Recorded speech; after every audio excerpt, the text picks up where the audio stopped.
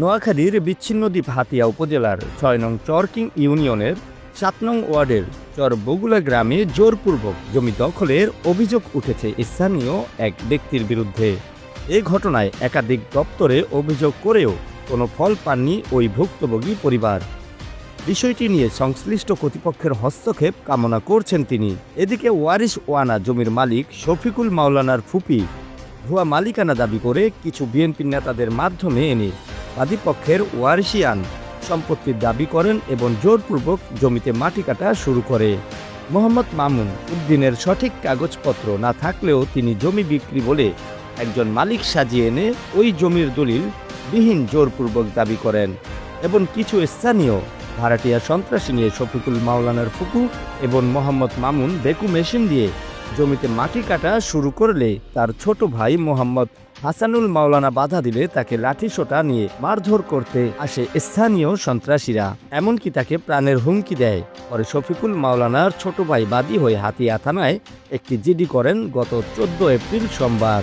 ভুক্তভোগী শফিকুল মাওলানা বলেন, মোহাম্মদ মামুন আমার ফুপুর কাছ থেকে জমি কিনেন বলে দাবি করেন, অথচ ছোটকাল থেকে আমার বাবা যেটা ওই জমিতে চাষ করে আসছে।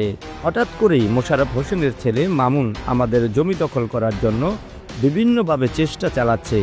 এদিকে আমাদের নামে মিথ্যা মামলা পর্যন্ত দায়ের করে। যদি আসামি পক্ষের কোনো কাগজপত্র থাকে তাহলে বৈঠকে বসলে তাদের কাগজপত্রের মাধ্যমে তারা যদি ওই জমির প্রকৃত মালিক হয় তাহলে আমরা ছেড়ে দিব। এই জমি আমার দাদার সম্পদ, আমরা ওয়ারিশ সূত্রে মালিক। দীর্ঘ বছর যাবৎ আমরা এই জমি দখল করে আসতেছি। আমার ফুফুর নাতি মাকসুদুর রহমান নামে এক লোক থেকে জমি বিক্রি করবে বলে বায়না সূত্র ধরে সে বেকু মেশিন নিয়ে আসি জমিতে বাড়ি করার উদ্দেশ্যে মাটি ভরাট করতে থাকে।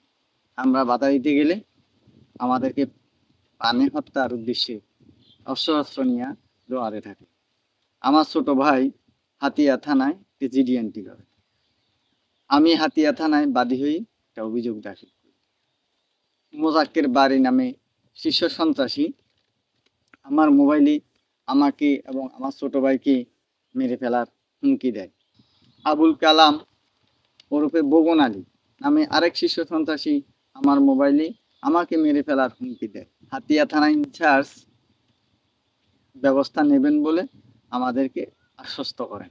এ বিষয়ে মুঠোফোনে আলাপকালে হাতিয়া থানার ভারপ্রাপ্ত কর্মকর্তা ওসি AKM আজমল হুদা বলেন, ওই জমি নিয়ে হাতিয়া থানায় একটি অভিযোগ দায়ের করেছেন সাংবাদিক শফিকুল মাওলানা গত 14 এপ্রিল সোমবার।